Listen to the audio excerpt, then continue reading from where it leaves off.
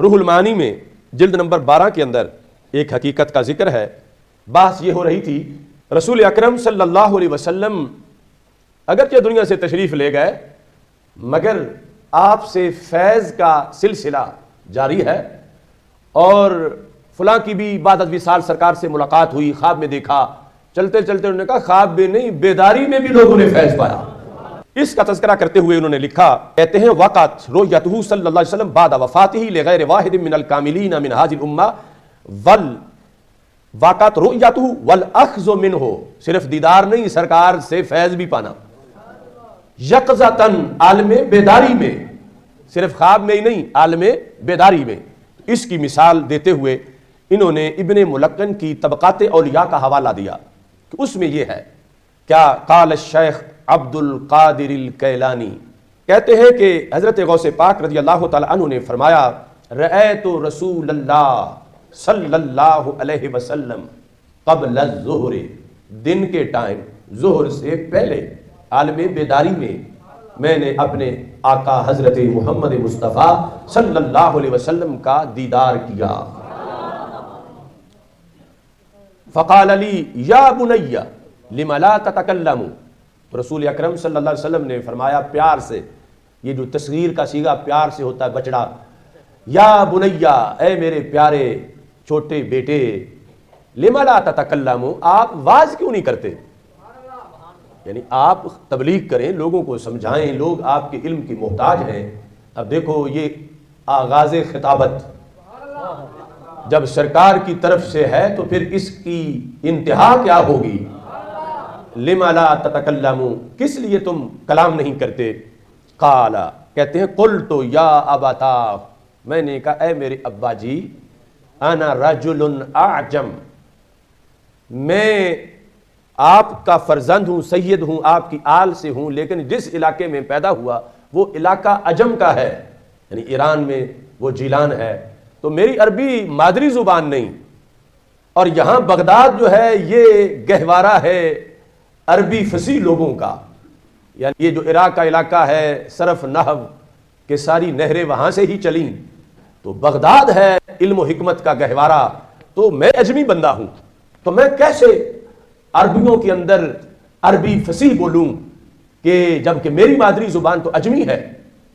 تو میرے آقا صلی اللہ علیہ وسلم سے درخواست کی، اور یہ سرکار جانتے تھے، لیکن میرے کریم سے گر قطرہ کسی نے مانگا دریا بہا دیے ہیں، دربے بہا دیے ہیں. تو رسول اکرم صلی اللہ علیہ وسلم سے کہنے لگے کیف اتکلم علی فصحاء بغداد، اجمی بندہ ہوں میں، بغداد شریف کے فصحاء کے سامنے میں کیسے کلام کروں. یعنی ایک دن آنا تھا کہ بغداد کے ہر چپے نے ان کی عربی زبان پہ گواہی دینی تھی، اور بغداد کے علم کی پہچان ہی ان سے ہونی تھی، اور پورے جہان میں بغداد کو تعارف ہی ان کی وجہ سے ملنا تھا. فقال، تو سرکار صلی اللہ علیہ وسلم نے فرمایا افتح فاکا، اپنا منہ کھولو. حضرت غوث پاک رضی اللہ تعالی عنہ عالم بیداری میں آپ نے اپنا منہ کھولا. کہتے ہیں ففتحتہ، میں نے اپنا منہ کھولا، فتفل فیہ سبعا، تو رسول اکرم صلی اللہ علیہ وسلم نے ایک بار نہیں، دو بار نہیں، 7 بار میرے منہ میں لعاب دہن مبارک اپنا ڈالا. 7 بار، یہ 7 کا عدد اس کی خاص حکمت ہے. اب چونکہ وقت مختصر ہے، 7 فرمایا تکلم علی الناس وادعو الی سبیل ربک بالحکمہ والموعظۃ الحسنہ. اب شروع کر دو لوگوں کو تبلیغ کرنا اور مواعظ حسنہ سے انہیں رب کی طرف دعوت دو. زور سے پہلے یہ نوازشات کا سلسلہ جاری رہا. کہتے ہیں فصلیت الظہر، میں نے ظہر کی نماز پڑھی، وجلست، اور میں بیٹھا. پتہ نہیں لوگوں کو کس نے بتا دیا، ہنگامی جلسہ ہونے لگا ہے. پہلا خطاب کہتے ہیں حاضرنی خلق کثیر، خود بخود ہی خلق کثیر اکٹھی ہو گئی اس اجتماع کے اندر. یعنی جس بندے نے کبھی تقریر کی نہ ہو تو اس کے صرف بیٹھنے پر کہ میں تقریر کروں تو اتنے لوگ اکٹھے ہو جائیں، خلق کثیر. تو پھر پتہ چلا کہ اللہ کی طرف سے دلوں میں یہ بات ڈالی گئی، اور ان لوگوں کو متوجہ کیا گیا حضرت غوث پاک رضی اللہ تعالی عنہ کی طرف سے. کہتے ہیں فرتج علیہ، تو میں جب تقریر کرنے لگا تو مجھ پر کپ کپی سی طاری ہوئی، یعنی پہلے خطاب میں. اب اس کے اندر بھی حکمت ہے. فرتج علیہ فرأیت علیہ کرم اللہ وجہہ، میں نے جب تھوڑا سا راشا مجھے آنے لگا کہ جس کی وجہ سے پھر میں رک جاؤں بولنے سے، سامنے مجھے مولا علی رضی اللہ تعالیٰ عنہ نظر آ گئے. فرأیت علیٰ کرم اللہ تعالیٰ وجہہ قائما بیضائی فی المجلس، مجلس میں بالکل اپنے سامنے میں نے ان کو کھڑا دیکھا.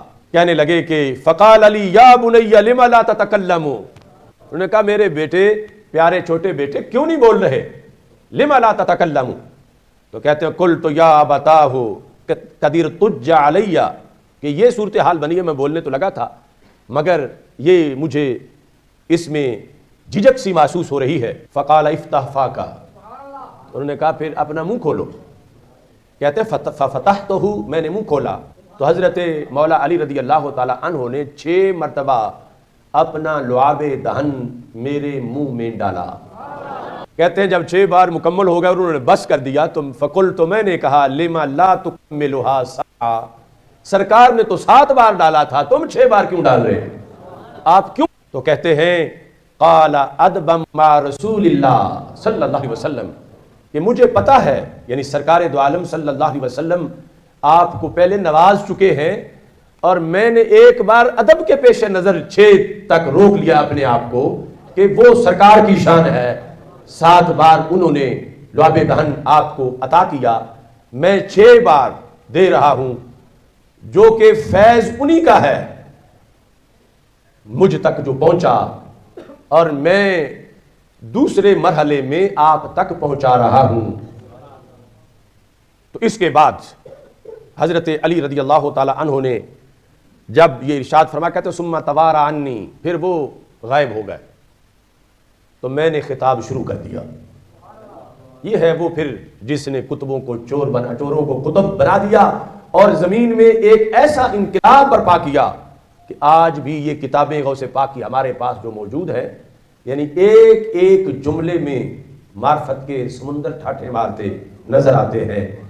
اور ہفتے میں 2 دن آپ کا اجتماع، حد نظر تک لوگوں کا بیٹھنا، اور اس میں صوفی بھی، محدث بھی، صرفی بھی، نحوی بھی، بلاغی بھی، ہر علم کے ماہر، انہیں اپنا اپنا حصہ ملتا جاتا تھا، کیونکہ یہ چشمہ جاری کیا خود رسول اکرم صلی اللہ علیہ وسلم نے. اب حضرت غوث پاک رضی اللہ تعالی عنہ نے اس کے بعد جو خطاب کیا، اس کے لیے پھر پوری ایک کانفرنس چاہیے کہ وہ خطاب کیا تھا.